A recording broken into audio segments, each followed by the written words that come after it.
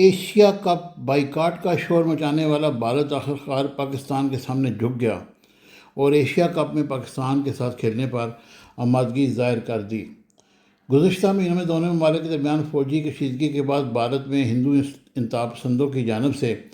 پاکستان کے ساتھ کھیلوں کے بائیکاٹ کی مہم چلائی جا رہی تھی۔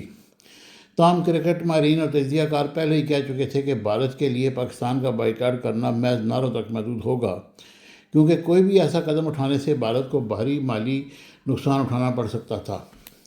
حب الوطنی کا شور اور بائیکاٹ کے نعرے بالآخر مالی مفادات کے سامنے دب گئے، اور وہی ہوا۔ دلچسپ امر یہ ہے کہ بھارت نے لیجنڈز چیمپئن شپ میں پاکستان سے کھیلنے سے انکار کر دیا تھا، کیونکہ اس ٹورنامنٹ میں مالی نقصانات کا کوئی بڑا خطرہ موجود نہیں تھا، جبکہ ایشیا کپ جیسے بڑے ایونٹ میں بھارت نے تمام باتوں کو بالائے طاق رکھ کر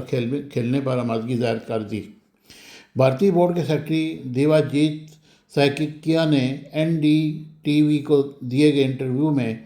کہا کہ پاکستان کے ساتھ کھیلوں میں مکمل بائیکاٹ ممکن نہیں، کیونکہ اگر بھارت کثیر الملکی ٹورنامنٹس میں پاکستان کے خلاف کھیلنے سے انکار کرتا ہے تو آئی سی سی یا ایشین کرکٹ کونسل کی جانب سے سخت پابندیاں لگ سکتی ہیں، اور ایسے اقدامات نوجوان کرکٹرز کے کیریئر پر بھی منفی اثر ڈالے گا۔ انہوں نے کہا کہ کسی بھی کھیل سے شرکت کے حوالے سے مرکزی حکومت پالیسی بناتی ہے،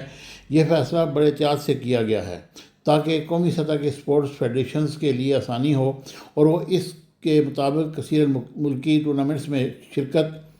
یا عدم شرکت کا فیصلہ کر سکیں۔ سائکیا نے مزید کہا کہ مرکزی حکومت نے تمام عوامل کو مد نظر رکھا ہے، جس میں فیڈریشنز کے مفادات اور کھلاڑیوں کے خدشات بھی شامل ہیں۔ بی سی سی آئی صرف بھارتی حکومت کے کھیلوں سے متعلق رہنما اصولوں پر عمل کر رہا ہے۔